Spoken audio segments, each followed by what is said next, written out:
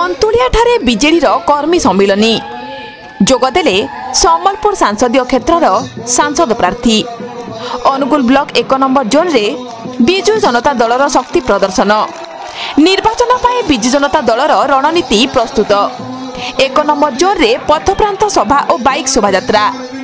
BJD रे जोगदेले 300 रु ऊर्ध्व कर्मी 8 मल्लिक निर्वाचन मंडली चलित साधारण निर्वाचन पाई सम्बलपुर लोकसभा और 8 मल्लिक विधानसभा आसन पाई प्रार्थी पत्र दाखल पूर्वरु निर्वाचनी रोड मैप दल पक्षरु प्रस्तुत करा जाई आज ठारू प्रचार कार्य जोरदार आरंभ होईची। एही परिप्रेक्षी रे 1 नंबर जोन रे सम्बलपुर लोकसभा आसन पाई सांसद प्रार्थी श्री प्रणव प्रकाश दास और 8 मल्लिक विधानसभा क्षेत्र पाई विधायक प्रार्थी नलिनीकांत प्रधान मिलित भावे विशाल शोभायात्रा साधारण सभा और मिश्रण पर्व करी लोकप्रिय मुख्यमंत्री श्री नवीन पट्टनायक को षष्ठ थर भावे मुख्यमंत्री पदरे आसीन करबा पई जनसाधारण और कर्मी मानकु आह्वान देथिले। मुंडासाई छकठारू बाइक शोभायात्रा रे आसी अंतुलिया छकठारे बिजु जनता दलर कार्यालय उद्घाटन करबा परे सांसद प्रार्थी और विधायक प्रार्थी साधारण सभा रे जोग देई आशीर्वाद भिक्षा करने सह 300 रु ऊर्ध्व अन्य दलर कर्मी मानकु दलरे उत्तरीय देई सामिल करा जायछि।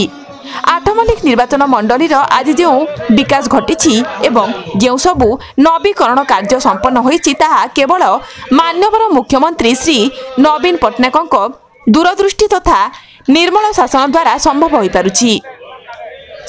आगामी दिन में आम निर्वाचन मंडली रे विकास कार्य को आहुरी त्वरान्वित करने को बिजु जनता दल एकमात्र विश्वास योग्य दल बोली सांसद प्रार्थी श्री प्रणव प्रकाश दास कहवा सह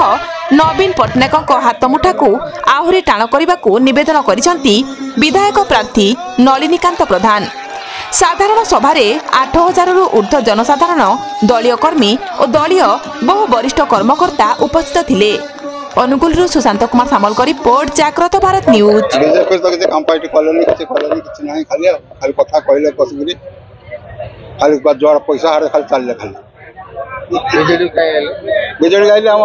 विश्वास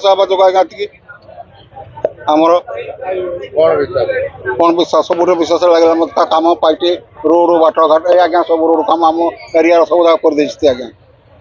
आम बाबू को छाड़ी लोग भोट दवा बोले हम कि आज आमर एमपी कैंडिडेट आमर प्रणव प्रकाश दास आम 9टा पंचायत को अंतुलिया को आसते आमर जो सांसद प्रार्थी एवं आम नलिनीकांत प्रधान जे आमर कैंडिडेट से एठारे 9टा पंचायत मीटिंग होता आमर सौभाग्य जे आम नवीन पट्टनायक माननीय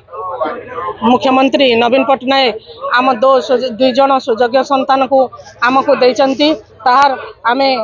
आम विकास धारा जहाँ विकास होती विकास धारा आहरी आग को नब आमे से दुई जन को बहुत संख्यार भोट दे जयुक्त कर।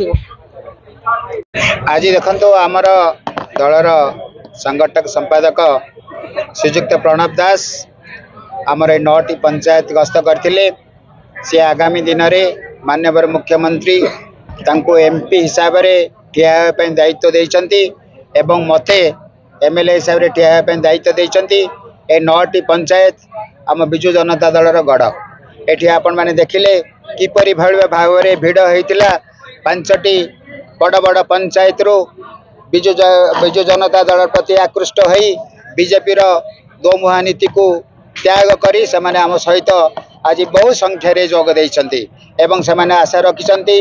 बबी बाबू जे आम प्रणव प्रकाश दास तांकर सुख दुखर भागदारी हेबे एवं मु तांक सहित सबुदिने सब प्रकार दुखरे भागदारी हे आसुची आगामी दिन में मध्य भागदारी हेबी। तेणु आज कार्यक्रम बहुत सुंदर थिला बहुत बड़ से मानकर गोटे पदयात्रा थिला पदयात्रा परे आमर गोटे सभा हला सेतिरे आमर मान्यवर प्रणव प्रकाश दास सबू भोटर मान पाखक जाई आशीर्वाद भिक्षा कले एवं जन जनक ठारू कहले भोट भिक्षा कले जे आगामी दिन में तांको साहाय्य कले निश्चित भाव में से तांको आगामी दिन में साहाय्य करिवे। ए कथा कौन केमितिका प्रमाण हेबो तांको मो आंबो भाषण माध्यम लोक मान को बुझाइछि एवं आज लोक मानकर मनोभाव जो प्रकार थिला जो प्रकार आज जनसमुद्र होइतिला से अनुमान करुच्ची निश्चित भाव में आमर एठी जो गढ़ थिला से गढ़ रे आहुरी संख्या रे भोट प्रत्याह हम।